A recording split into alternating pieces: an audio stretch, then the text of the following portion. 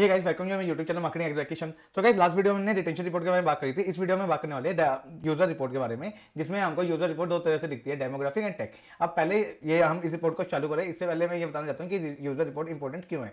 Guys होता क्या है, मान लीजिए आपकी एक वेबसाइट है जो फैशन को टारगेट करती है। आपका टारगेट ग्रुप जो है 18 से 24 साल का है।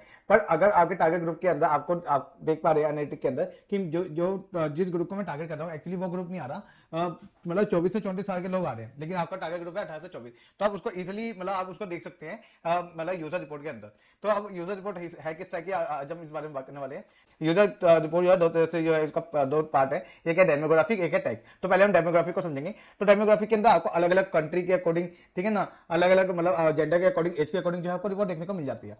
जैसे हम यहाँ पे डेमोग्राफिक ओवरव्यू के अंदर देखेंगे कि यूजर, अगर मेरे को यहाँ पे मैं सेलेक्ट कर सकता हूँ कि मैं किस तरह के यूजर को देखना चाहता हूँ, यूजर, न्यू यूजर या रिटर्निंग यूजर, और यहाँ पे मैं डेट सेलेक्ट करके उसको एनालाइज करना चाहता हूँ। तो यहाँ पे देख सकते हैं कि मेरे पास यूजर बाय कंट्री, मेरे पास किस किस कंट्री से आ रहा है यूजर, 30 मिनट्स के अंदर कितने यूजर मेरे पास किस किस कंट्री से आए हैं। बाय सिटी भी देख सकता हूँ मैं, बाय जेंडर भी देख सकता हूँ। यहाँ पे बाय इंटरेस्ट। अब इंटरेस्ट का मीनिंग क्या है कि मान लीजिए कि मेरी वेबसाइट जो है मोबाइल की वेबसाइट है, ठीक है, मैं मान लीजिए मैं मोबाइल देखता हूँ कंपनियों के, ठीक है। अब मेरे जो मोबाइल, मेरी जो वेबसाइट है वो टेक के रिगार्डिंग है, टेक पर्सन के, लेकिन मेरे पास मैं देख पा रहा हूँ कि ऑडियंस मेरे पास दूसरी आ रही है। तो जैसे फूड की ऑडियंस आ रही है, जबकि मुझे वो ऑडियंस नहीं चाहिए, तो मैं उस चीज को एनालाइज कर सकता हूँ। यहाँ पे यूजर बाय एज ग्रुप भी आ सकता है कि मैं मेरे पास कौन सी एज ग्रुप के ज्यादा लोग आ रहे हैं, ठीक है। यहाँ पे बाय लैंग्वेज आ सकता है कि कौन कौन सी लैंग्वेज वाले जो है, लैंग्वेज बोलने वाले लोग ज्यादा आ रहे हैं। अगर मेरा टारगेट लोकेशन मान लीजिए चाइना है, तो मैं मतलब मेरे पास चाइनीज लोग ज्यादा आने चाहिए या इंग्लिश के लोग आने चाहिए, रिगार्ड्स ऑफ स्पेनिश, फ्रेंच या जापानीज। मतलब मैं ऐसा एक सिनेरियो लेके चल रहा हूँ। अब डेमोग्राफिक के अंदर ही एक ओवरव्यू है, एक डेमोग्राफिक डिटेल। अब डिटेल रिपोर्ट के अंदर आपको बाय कंट्री यहाँ पे आपको देखने को मिल जाता है कि यूएस से और कनाडा, इंडिया से जो है कितने कितने मेरे पास यूजर आए हैं। अब वही चीज आपको यहाँ पे भी देखने को मिल जाती है इस पर्टिकुलर ड्यूरेशन के अंदर, मेरे पास किन किन जगह से कितने कितने लोग आए हैं। और जिन जिन जगह से जितने जितने लोग आए हैं, टेबल ऑफ फॉर्म में आपको मिल जाता है कि यूएस से इतने लोग आए हैं, मेरे पास इतने यूजर आए हैं, उनमें न्यू यूजर इतने हैं, उनका एंगेज सेशन टोटल इतना है, एंगेजमेंट रेट इतना है, एंगेज सेशन पर यूजर मेरे पास इतना है, ठीक है। और एवरेज एंगेजमेंट टाइम मेरे पास इतना है, ठीक है। ये इवेंट काउंट मेरे पास इतना इवेंट हुए हैं। अगर मैं इसको पर्टिकुलर किसी इवेंट के अंदर डाल दूं, लाइक मेरे को शिपिंग के अंदर डालना है, तो मैं उसको शिपिंग इवेंट को मैं काउंट कर सकता हूँ, ठीक है। मेरे को जो मैंने इवेंट को कन्वर्जन बनाए हैं, जिस इवेंट को मैंने मार्क किया कन्वर्जन के अंदर, जैसे मैं कहता हूँ कि व्यू आइटम मैंने कन्वर्जन के अंदर मार्क किए हैं,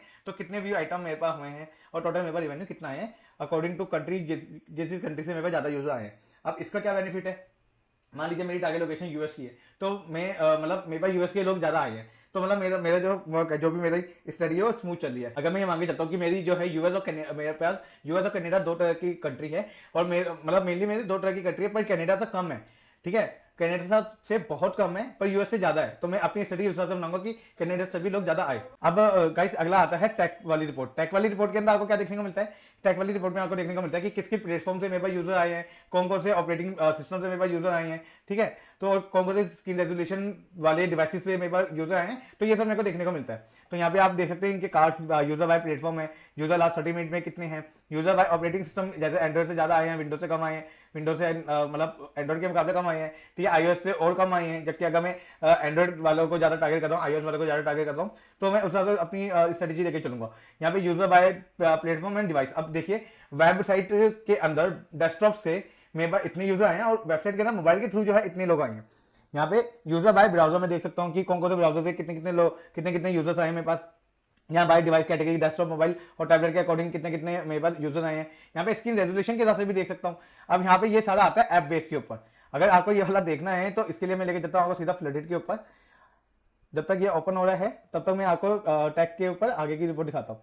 तो यहाँ पे हम टैग डिटेल के अंदर ब्राउजर की रिपोर्ट देखेंगे। तो यहाँ पे यूजर बाय ब्राउजर की कौन कौन से ब्राउजर से आए हैं, ठीक है। ये भी यूजर बाय ब्राउजर का एक मतलब एक दूसरा ग्राफ दिखा रहा है। अब यहाँ पे हम देख सकते हैं कि भाई जो जो ब्राउजर से आए हैं यूजर्स, उनमें से न्यू कितने कितने एंगेज सेशन हुए हैं, इस पर्टिकुलर ब्राउजर के थ्रू कितने लोग ने एंगेज सेशन पर यूजर कितने लोगों ने किया है, एवरेज एंगेजमेंट टाइम क्या रहा है उनका, ठीक है, इवेंट काउंट में कितना रहा है उनका, उसका उनका कन्वर्जन कितना रहा है, और टोटल रिवेन्यू पर्टिकुलर इस ब्राउजर के थ्रू जो है कितना आया है मेरे पास, ठीक है। अब इसका क्या बेनिफिट है, इसका बेनिफिट ये है कि लाइक मुझे पता है कि क्रोम ब्राउजर वाले जो है लोग ज्यादा आ रहे हैं, तो जब मैं अगली अपनी अगर मैं मान लीजिए फेसबुक ऐप चला रहा हूँ, तो मैं वहां पे उन लोगों को चुनूंगा, उन लोगों को मतलब टारगेट करूंगा, उनकी ऑडियंस बनाऊंगा जो ज्यादातर जो है क्रोम ब्राउजर को यूज कर रहे हैं, क्योंकि मुझे पता है कि वो लोग आएंगे तो वो जल्दी कन्वर्ट हो सकते हैं। तो ये इस हिसाब से यही रिपोर्ट आपको देखने को मिलती है।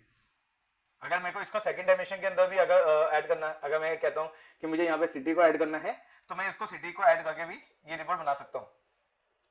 कि मेरे पास पता है कि क्रोम ब्राउजर से कौन सी पर्टिकुलर सिटी, जैसे क्रोम से न्यूयॉर्क सिटी के लोग जो है कितने मतलब रिवेन्यू लिया है। अगर मैं इसको थोड़ा सा मतलब डिसेंडिंग ऑर्डर में करता हूँ, तो मुझे पता लगा कि क्रोम से सैन फ्रांसिस्को सिटी से जो है मेरे पास टोटल ज़्यादा रिवेन्यू आया है, ठीक है, उनसे ज़्यादा कन्वर्जन आए हैं। तो मैं उस हिसाब से अपनी जो है स्ट्रेटेजी प्लान कर सकता हूँ।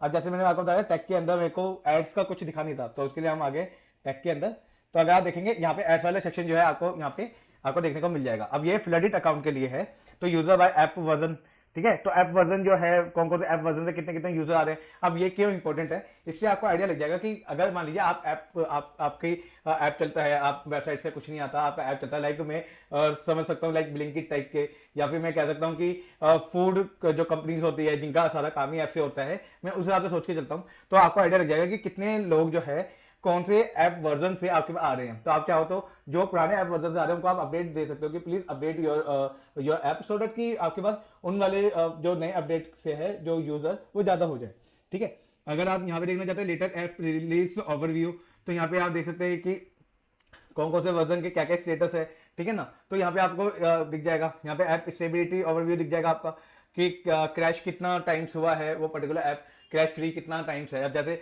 आप देख सकते हैं कि यहाँ पे एंड्रॉइड जो है 99.7% मतलब फ्री है, क्रैश फ्री है, पर 0.3% जो है क्रैश हो जाता है, लेकिन iOS जो है 100% ओके है। अब आप यही चीज देख सकते हैं कि यूजर आपके पास डिवाइस मॉडल के अकॉर्डिंग कितने कितने हैं, ठीक है ना। जैसे कि यहाँ पे मैं देख सकता हूँ कि मेरे पास ये जो फ्लडेड जो मतलब ये मतलब ऐप है मेरा, तो वो जो है उसके user according to device model कितने कितने हैं, सो दैट कि मैं जब अपनी ऐप को डिजाइन करूं, जब उसको कोड करूं, उसको ठीक करूं, उसको ऑप्टिमाइज करूं, तो मैं उस हिसाब को देख के कर सकता हूं कि भाई मेरे पास इस वाले डिवाइस मॉडल के हैं, ज्यादा यूजर्स हैं, तो मैं उस हिसाब से उसको मतलब ऑप्टिमाइज कर सकता हूं, ताकि हर एक टाइप के यूजर जो है उसको यूज कर सके, ठीक है। तो भाई आज की वीडियो में इतना ही, उम्मीद है आपको आज की वीडियो अच्छी लगी होगी। अगर वीडियो के रिगार्डिंग कोई भी क्वेश्चन हो तो आप नीचे कमेंट बॉक्स में पूछ सकते हैं मुझसे, कमेंट बॉक्स आपके लिए हमेशा खुला रहेगा। अगर इस वीडियो के रिगार्डिंग कोई भी डायमेंशन, अगर कोई भी डायमेंशन या मैट्रिक्स या किसी चीज को समझने में मुश्किल आ रही है, ठीक है, तो आप मेरी वेबसाइट पर भी आ सकते हैं। मेरी वेबसाइट में बहुत सारे टूल्स आपको देखने को मिल जाएंगे, और इसके अंदर मैंने आपके लिए यहाँ पे डायमेंशन एंड मैट्रिक्स का ऑलरेडी बनाया हुआ है, तो आप यहाँ पे जाके देख सकते हैं। तो यहाँ पे आप यहाँ पे आके देख सकते हैं, यहाँ पे मैंने इनकी पर्टिकुलर डिस्क्रिप्शन और इसको मतलब सही तरीके से मैंने समझाया है। तो आज की वीडियो में इतना ही, वीडियो को यहाँ तक देखने के लिए बहुत बहुत धन्यवाद। This is Kishan signing off.